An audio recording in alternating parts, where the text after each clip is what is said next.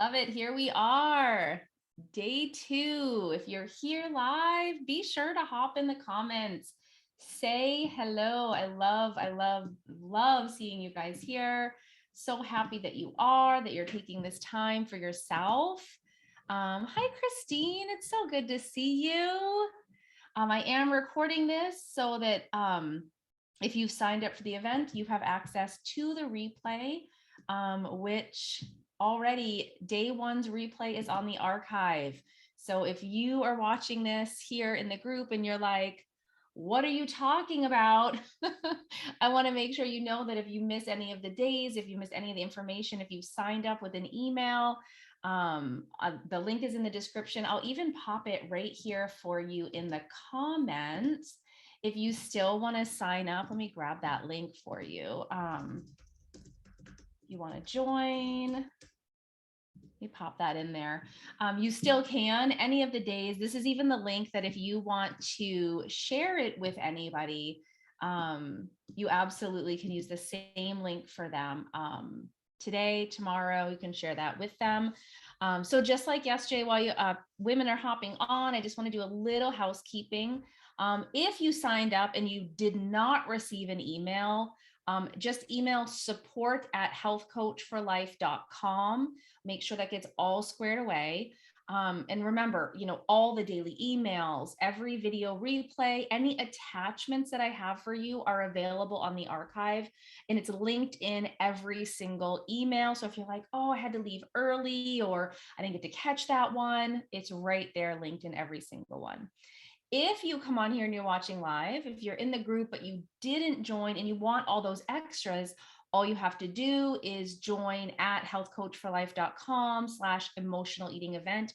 It's in the description for our live tonight. It's also in the comments. So you'll have access quick and easy for you. If you are catching the replay, you can actually just type the word replay into the comments. I loved getting those notifications today and being able to come in and hit like, and I'm so glad you were able to catch day 1. So if you're catching day 2 and watching the replay, just hit replay in the comments. If you're watching from the archive page, you're not able to be here live, but you have questions or responses to things and you want to share them, you can actually send those to support@healthcoachforlife.com. Remember, the 4 is the number 4 on the email for the support. That did not come out. The business has a number 4 in between Health Coach for Life. Okay, awesome. Well, here we are, day 2. Today, I'm going to help you take a look at a few areas in your life that may be contributing to emotional eating. That's what we're doing here on day 2. If you're a note taker, this might be a really good one to jot some things down. If not, you just want to take it in. I love it, just to be present here with the information. Before we dive into that, I want to just chat for a moment about today's email and the exercise that I shared this morning. I love this question. I mean, I put it right in there. I don't hide it. It is my favorite question. What do I need right now? So if you are here live or you're watching the replay and I just asked that question, all right, what do you need right now? Tell me in the comments, what is it you need right now? I'm actually going to say my response to this right now is water. So while you're typing in what you need right now, I'm going to have some water. I always love honoring whatever comes up first. Water was pretty easy for me. So if you're here, what do you need? Or if you're watching the replay, right in the moment, what is it you need right now? It doesn't have to be anything profound, right? Or, oh, Steph says more time, like just in a general sense, like every day, each day I could use some more time. Is that what you need? Is it for work, like more time to accomplish things, or more time for what? I'm so curious now. Christine, I need water too. Completely satisfied otherwise. Oh, I love that. All right, so cheers. Here's our water. Oh, I'm probably getting controversial just showing my Patriots cup on here. So I'll cheers it this way. Though, Christine, I think you are a fan, right? All right, we have our water. Not enough hours in the day. Ooh, oh my gosh. All right. There's a lot we could definitely unpack there. And I'm wondering too if what we talk about tonight will be helpful in that respect, but also something we can pin and come back to that's really good. Yeah, well, Christine, yeah, you're a fan. I know you are. You're my East Coast girl, not too far from the stadium, even. So I love it. I love it. So if you're watching the replay, just join in the fun. What is it you need right now? I will tell you for me, I can honestly say I spent years like never even considering asking myself this question. Maybe that feels relatable, to you as well. It wasn't that my needs were not important, but they certainly were not something I considered often enough. This question has become kind of autopilot in my brain now. Like I ask it so often. It's not that I can always act on the response, water, um, or like staff's like we can't create more hours in the day, but I always learn something from what my response is in that moment. It's why I really do encourage you to invite this question in all the time, as often as you can.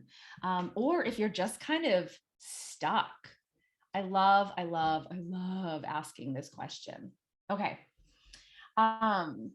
This question ties into the top 4 areas that are possibly undernourished in your life. And when you ask yourself, what do you need right now in each, it can really be the game changer for your relationship with food, for your overall well-being. I know when we talk about nourishment, right, I think our brains often go to food, but we're going to kind of look outside of food for a moment here. I want to dive into these undernourished areas and see how they might be contributing to using food to cope and emotional eating. If that sounds good, stick with me. I have some great information for tonight. All right. So, you know me, if you've been around for a while at all, and maybe you don't know me, but I always like to dig a little deeper in areas. I like to make sure I know my stuff.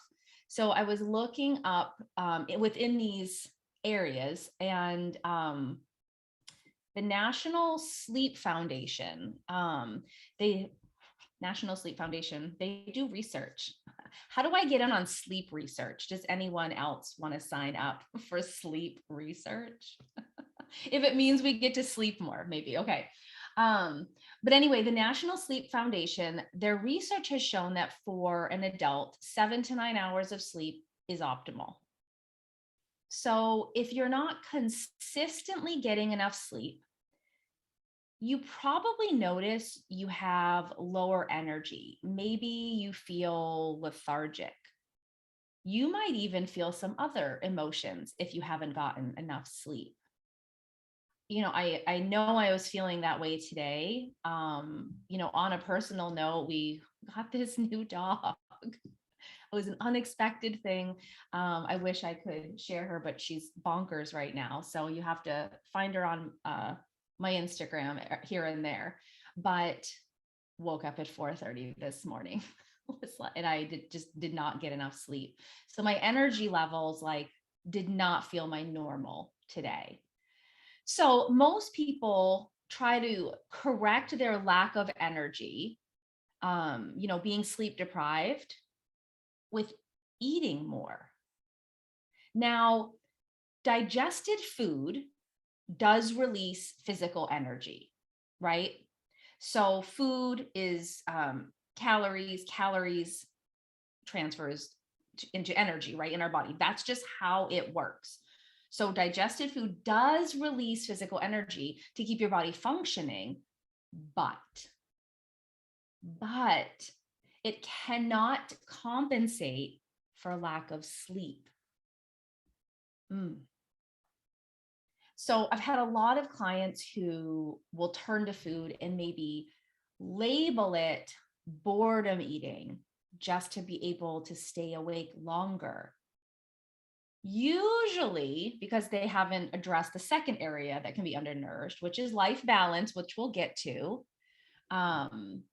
So first and foremost, let's address your sleep.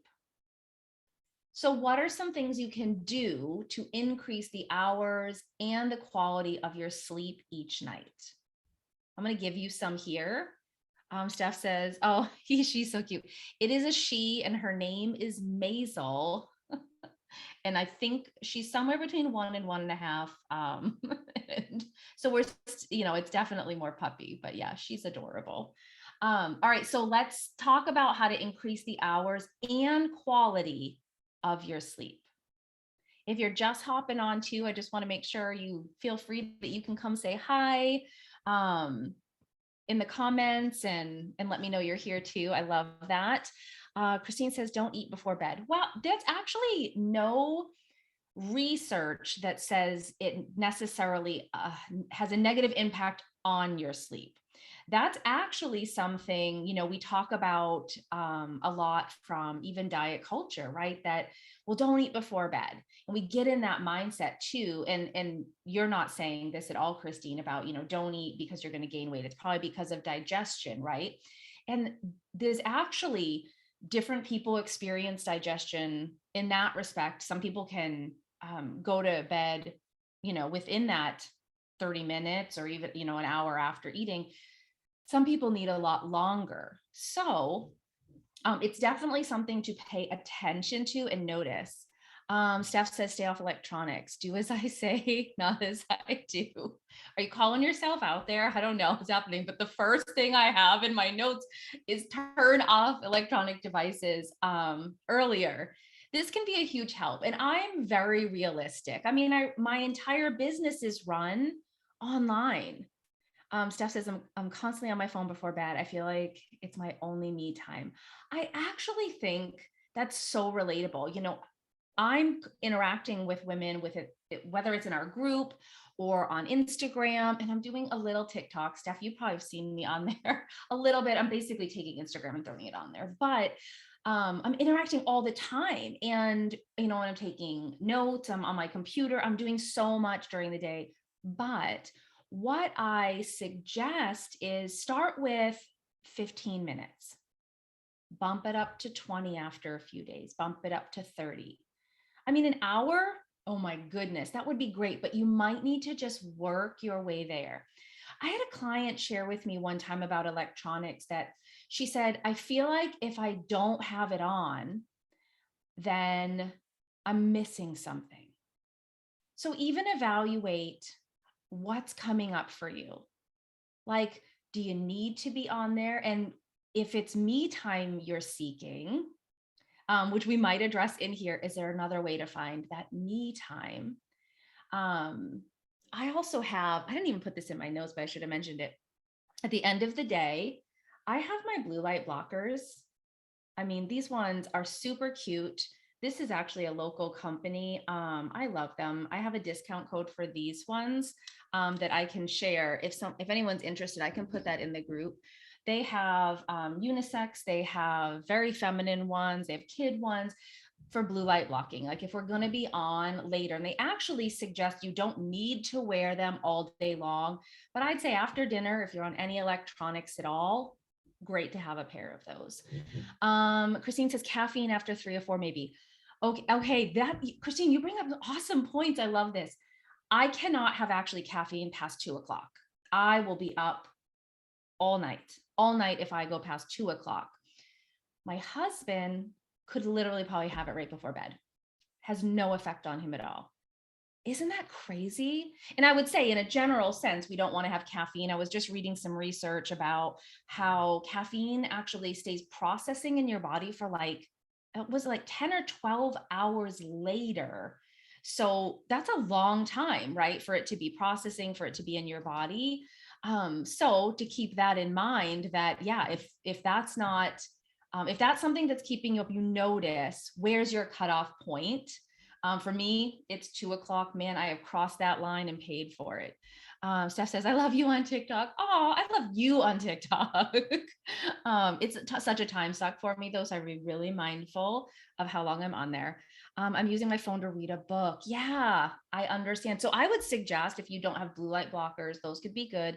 And then I would say, what if you tried just that little bit at a time, 15 minutes or 20 minutes, just kind of cutting that back just a little bit. So you have that little bit of break before you go to bed. Another suggestion is you can set an intention for the time you want to go to bed and the time you wake up. This is actually something I think we do is set for us, I would say, by our parents, right? For so long, or, if you had secondary education and you had to get up for class or whatever those things were. And maybe you have a job outside of the home, and again, or you have kids to get ready, all of that. I think setting the intention for your wake up time might be kind of dictated by all those other factors, but setting an intention for the time you want to go to bed so that you don't find yourself there 2 hours later and then your sleep is really, really shortened because you stayed up so much longer. So even just for yourself saying, okay, my goal would be to be in bed, lights are out by 10:30. Whatever time it is for you. If you guys follow me long enough, I'm usually in bed by 9 p.m. Okay, another suggestion for better sleep is actually movement during the day can help promote better sleep. And I want to be very clear, I'm talking about any movement, taking that walk, doing some stretching, maybe some yoga, have a bike ride. If the weather's nice, if you can get outside, you can go and, go to your gym if you enjoy doing that kind of movement. That any kind of movement during the day can help promote better sleep. Things like keeping your bedroom cool, the temperature. I'm a huge fan of white noise. You guys can also let me know anything else that comes up for you. I would say with Christine's good point about caffeine, reducing alcohol intake. The thing about alcohol intake is it can help you fall asleep, but your sleep cannot be as, like, it might not be as deep. It could feel really interrupted. So reducing that alcohol intake can also give you that deeper, better sleep that you're looking for. Let me know in the comments, are you a fan of white noise? I'm really curious. I never, ever, ever liked it. My husband loved it when he traveled, always used it, but I was for a long time really fought it at home. And now I can't live without it. Every bedroom in this house has white noise going. One of the kiddos' rooms, they like it's like beach sounds. I can't do that because it goes in and out. I need something consistent. We actually just bought a tuft and needle white noise maker. So the sound is very consistent because it comes from a fan. Best gift I got my husband for Christmas. So let me know, are you a fan of white noise? Christine says never experienced it. They actually have apps on your phone, and your phone can be off. It can be on the silent, which of course I'm a big advocate for. Everything's on do not disturb. My phone is set with the timer. It turns off, from receiving anything, messages, all of that by 9 p.m. But for a long time we used an app that does the noise. And when we travel, of course, that's just what we use. I love it. Now, it's not great when I can't hear the dog barking. However, it really is deep, beautiful sleep. And if you ever experience waking up in the middle of the night, especially, if you're here and you've hit perimenopause, you might know exactly what I'm talking about, that you're waking in the middle of the night. I found it's a lot easier for me to fall back asleep when that's on.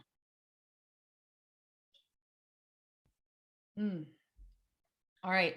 I already alluded to it, that there is another area that might be needing nourishment.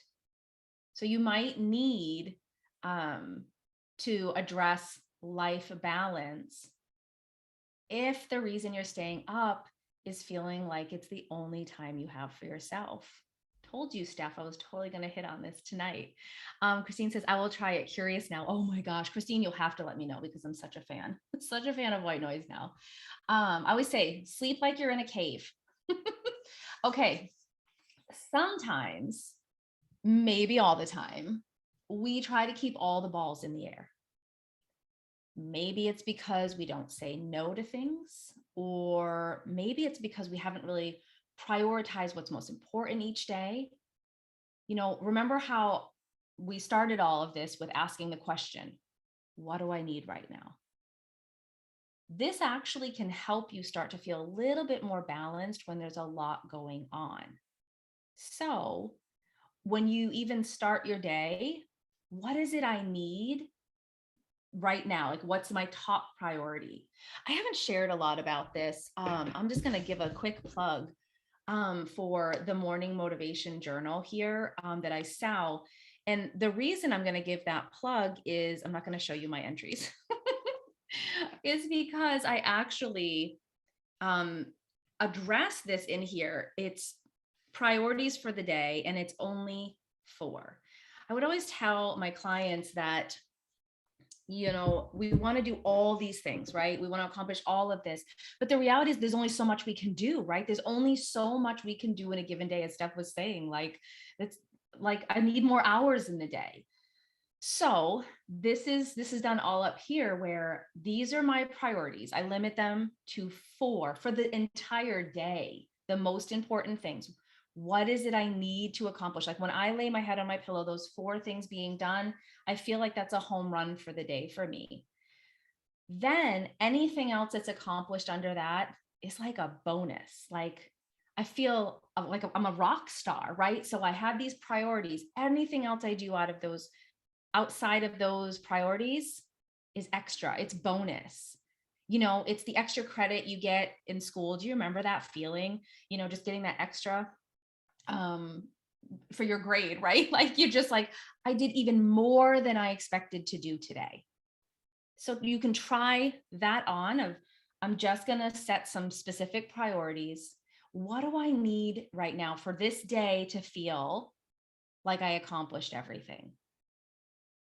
You might notice is if you can ask this question more often, ask this question of yourself, what is it I need right now? You might find that you might be able to fit little bits of me time in during the day. I will say, being a mom of 4, business owner, wife, I call it myself a house manager, all those things, there are just some days that are just, they are what they are. They don't go the way you want them to. It's a wash. That's why compassion, like we talked about yesterday, having that self-compassion, having that grace for yourself is so important. All right, third area. I said there were 4. Here's the third. What might be undernourished is you. So we're talking about these top 4 areas that might be undernourished, leading to that emotional eating. And it might just be you, that you are actually not eating enough during the day. And if you're not, you're going to find yourself hungry at the end of the day. Sometimes this can be interpreted as emotional eating or boredom eating, or we just label it, late night eating with a side of judgment. But if you actually take time to evaluate, the entirety of your day, you might find you didn't honor your hunger as often as your body spoke to you to do so.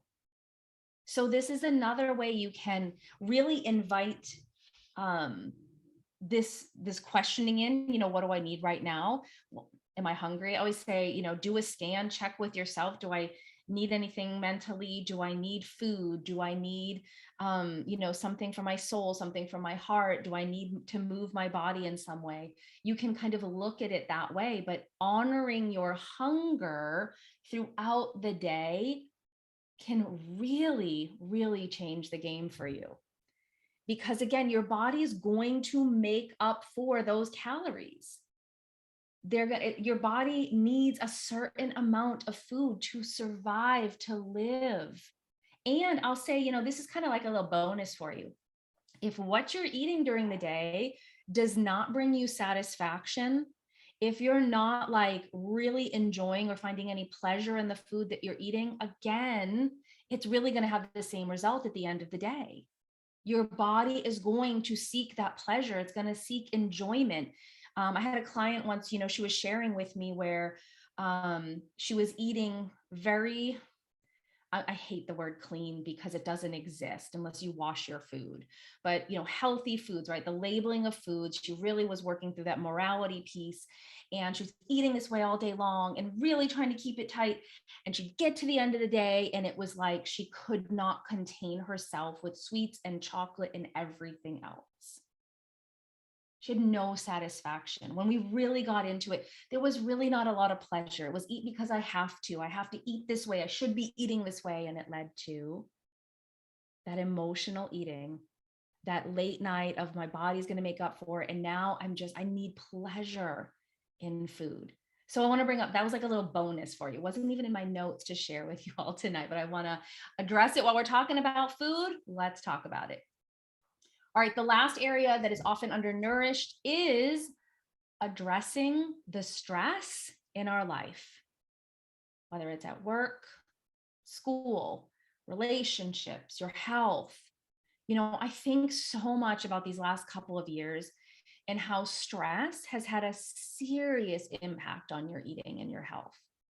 I know it can't be just me, right? Like it can't be just Jen, who for the last 2 years has noticed a higher stress level.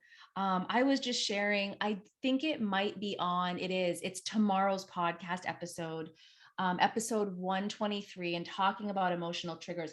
I've never really experienced like anxiety like I did the last couple of years. I had anxiety when it came to not following my diet plan, and orthorexia really just has anxiety built in. But an overall feeling of stress and anxiety for these last couple of years, I don't think anyone has been immune to that. I don't think anyone has just escaped without feeling it. And if you really think about what's going on globally, even in the last week or so, you might be feeling that way again. I was having this conversation recently about how people aren't feeling steady yet. Like they're waiting for the next shoe to drop. What's going to happen next? So it's not uncommon when your stress is up, right?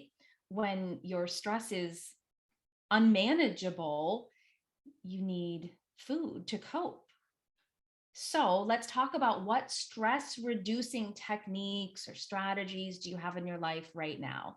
Now, if you have one, please share in the comments. People, like, we can all benefit, right, ladies, from more ideas. Like if we have stress, because again, no one's immune to living a life without any stress, ever. It ebbs and flows, of course. But what are some things you do that reduce stress for you?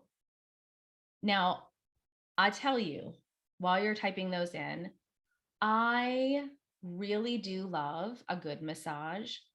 I do.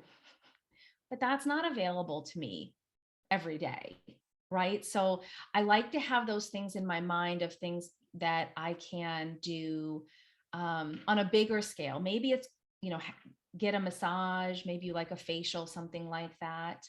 But I think also on that smaller scale, when I'm feeling stressed in the moment, what helps? One strategy is I sometimes just get up and physically move my body somewhere else. So wherever I am and the stress seems to come on me, I'm like, all right, I'm going to move to the other room. I'm going to go get up, do something, walk around for a bit. Don't have to leave my house and take a full walk. But I really do notice I can feel a little shift when I do that. If you've ever done conscious breathing techniques, whether it's something you learned in yoga, something you learned in my practice, that is probably the most helpful, and I use it a lot, is breathing. We have this thing built into us. Why not use it? Maybe you have prayer or meditation for stress reduction. I also, when it's available to me, I have that person I can talk to, I can call, I can just like let it all out, or I can laugh and do something that really does help. Nancy says, hi, Nancy. Walking, organizing, tidying. Oh my gosh, you're bringing up something awesome. Order promotes peace. Yes, when I'm overwhelmed or having big emotions, action helps me feel more in control and at peace. Ooh, I love that. There's actually some really cool information out there that when we have a lot going on up here and we do organizing, purging, cleaning, it helps us sort, of course, physically what we're doing, but we sort our brain. It does. Order promotes peace. Well, it helps us get that order here as well. Like it's a double benefit. I love that. Thanks for bringing that in, Nancy. Christine, long, warm shower. Oh my God. I had a client years ago. That was her go-to, like a long, warm shower. Oh yeah. Word puzzles. Are you playing that Wordle? I'm not into it. I don't, I'm not doing that one, but I know it's super popular right now. Walks outside when it's sunny, and even the sun. Can we just talk about how the sun, sitting in the sun of a client right now, that's one of her goals, is to get outside, have the sun hit her face, even if it's 5 minutes a day, just to be outside. Oh, I love that. Painting. Ooh, art. I love that as well. I'm not artistic, but I love it. I have done those adult coloring books. Like, I don't know, sometimes they just suit my fancy. Not very often, but I will do them. A nap can be helpful too. Yes, I'm high five and naps. Rest. And that really does fit into, our need for sleep and how we feel emotionally. Yes, and crosswords. Good, good. I love these ideas. I love them. So I want to encourage you to take some time to evaluate your sleep, evaluate how balanced your life feels, how you are honoring your hunger, and the impact stress is having on you. You can even use my favorite question for each area. What do I need right now when it comes to my sleep? What do I need right now when it comes to de-stressing? So if there are times of the day where boredom eating or any other form of emotional eating shows up, invite this question in. What do I need right now? Like if you happen to notice it, what do I need right now? Like what's going on? See how it feels to ask the question and to honor what comes up no matter what. No matter if it's sleep, it's food, it's a hug, or anything else. Maybe it is a nap. Your body says you need rest. You need, to get outside. You need to laugh, whatever it is. Kind of like when we started here tonight, we know that Christine and I could have some water. Steph was like, I need more time. We know she can't, but we can actually start to explore, all right, what would give you more hours in your day? What would help you feel more balanced? What would give you the me time you're looking for? So see how when you invite that question in, it really can open up these undernourished areas and really fill them in. And then you can directly see how that affects the emotional eating, boredom eating, or if you're using food to cope at all. All right, this was a lot of fun tonight. Be on the lookout for day 3's email tomorrow morning. We are going to talk about the number one struggle that I hear when it comes to emotional eating, which is boredom eating. I know we've talked about it here. I've heard a lot like they want to address it. So we're going to address boredom eating. Really excited. If you have not signed up, you can do that at healthcoachforlife.com/emotional eating event. It's in the description. If you scroll up to the comments, it's in there. But for tonight, that's all I have. I'm so excited for day 3. I'm excited for every day though. It doesn't take much. I just love being able to give you tools and strategies. Christine says, so helpful. Thank you, Jen. Oh, you are so welcome. So welcome. I know we are in a place where we need help coping. We need help with all the stress, all the things going on, on a bigger scale and on a personal scale, right? Like we need that. There's been so much heavy stuff going on that if we don't address these things, we might feel overwhelmed with our emotions. And again, turn to food, which is not the coping mechanism we want to use. All right. Enjoyed you all being here. I can't wait till tomorrow. Enjoy the rest of your evening wherever you are.